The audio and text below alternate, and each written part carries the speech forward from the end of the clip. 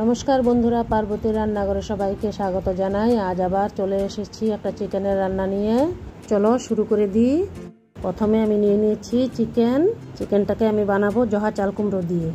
তারপর পেঁয়াজ কুচি, আদা বাটা, রসুন বাটা, জিরা বাটা, হলুদ বাটা, লঙ্কা বাটা, গোটা পেঁয়াজ।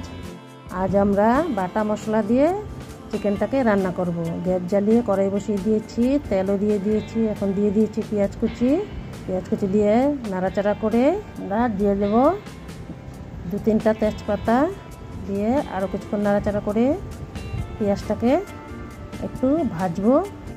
এদিকে ভাজা হতে হতে এদিকে আমরা আরেকটা গ্যাস জ্বালিয়ে চাল কুমড়াটাকে ভাজা বসিয়ে দিয়েছি। নুন দিয়ে দিলাম, হলুদ গুঁড়ো দিয়ে দিলাম, নেড়ে চেড়ে একটু আমরা ঢেকে দিয়েছি। এদিকে পেঁয়াজ কুচিটা কিছুটা ভাজা হয়ে গেছে। এখন দিয়ে দেবো আদা বাটা, রসুন বাটা, হলুদ বাটা, জিরে আর ধনে বাটা, কাঁচা পাকা লঙ্কা, নুন দিয়ে পেঁয়াজটাকে ভালোভাবে কষাবো।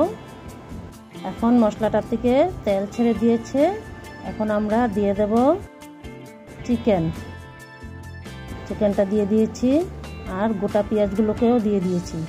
একসাথে ভালো করে নাড়াচাড়া করে এখন ঢাকা দিয়ে দেব। ঢাকা দিয়ে দিয়েছি। এখন ঢাকা তুলে আবারও নেড়ে চেড়ে দিচ্ছি। এভাবে আমরা বারবার ঢাকা দিয়ে মাংসটাকে কষাবো। আবারও ঢাকা তুলে একটু নেড়ে দিচ্ছি। মাংসটা মোটামুটি সিদ্ধ হয়ে এসেছে। এখন দিয়ে দিলাম টমেটোর টুকরো আর একটু চিনি দিয়ে আবারও নেড়ে চেড়ে ঢাকা দিয়ে দিয়েছি। এখন দিয়ে দিলাম গোলমরিচের গুঁড়ো।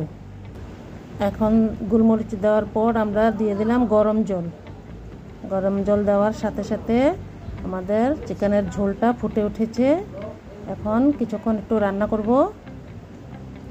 করে এখন দিয়ে দিচ্ছি চাল কুমড়ো।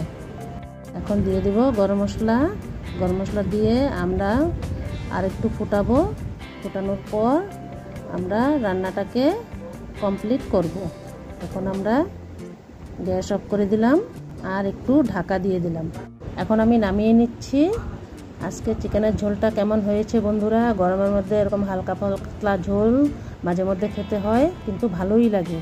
বাটা মশলা দিয়ে ও জহা চাল কুমড়ো দিয়ে চিকেনের ঝোল। তাহলে বন্ধুরা, আজকের রেসিপিটা কেমন লাগলো কমেন্ট করে জানাবে। বন্ধুরা, আমার রেসিপিগুলো যদি তোমাদের ভালো লেগে থাকে একটা লাইক করে দেবে, শেয়ার করে দেবে, সাবস্ক্রাইব করে দেবে। আজ বিদায় নিচ্ছি। দেখা হচ্ছে অন্য কোনো ভিডিওতে। ততক্ষণ টাটা, সবাই ভালো থেকো, সুস্থ থেকো।